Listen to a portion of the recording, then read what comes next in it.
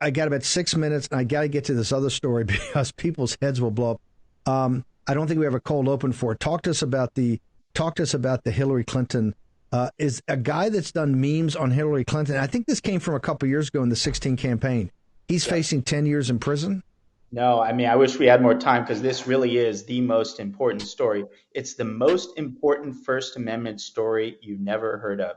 And just in a nutshell, a young man called Douglas Mackey, who was allegedly operating with a pseudonymous Twitter account called Ricky Vaughn, named after the Major League character. This account, Ricky Vaughn, MIT did a study on the most influential media accounts, and his humble Twitter account, this anonymous young guy in New York, he was more influential than CBS, according to, and all other, other mainstream outlets, according to this MIT study. So it was a spectacularly influential account, and it dabbled in memes, some hilarious, some controversial, some both hilarious and controversial. And among those memes, there's sort of a meme format in existence, kind of implicitly mocking the intelligence of Hillary and Hillary's supporters. And so one of his meme was, oh, if you want to vote, just text Hillary to this number, with the suggestion that Hillary supporters are so dumb, they're the types of people who would believe this. It was clearly satirical in nature and had a satirical format.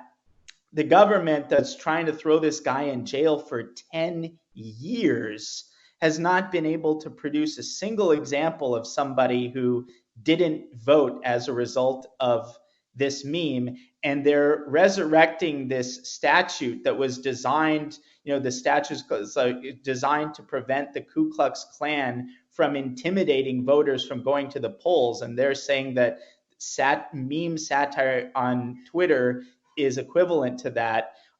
It's a deeply disturbing case, and what it amounts to is the Biden regime trying to codify the disinformation scam into our criminal law, such that disinformation no longer only becomes a pretext to censor someone, it becomes a pretext to actually put them in jail. In the case of this young man who dared to mock Hillary Clinton, to put him in jail for 10 years.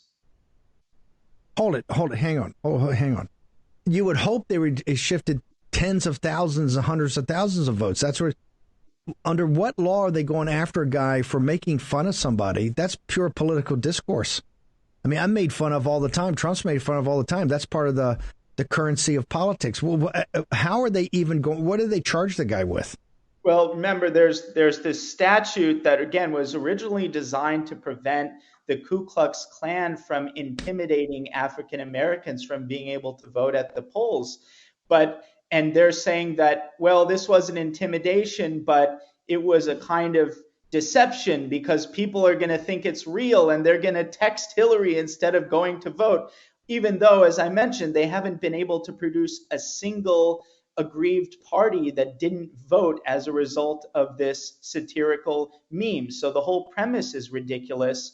It's a complete stretch. It's an innovation in criminal law. And again, what it's trying to do is to codify the disinformation scam, which, Steve, you and I have been talking about for a while, which is the censorship predicate du jour favored by the national security community. But again, they're trying to expand it such that you're not just going to be censored and deplatformed for disinformation, you're going to be thrown in jail, which, when you think about it, is kind of the ultimate deplatforming.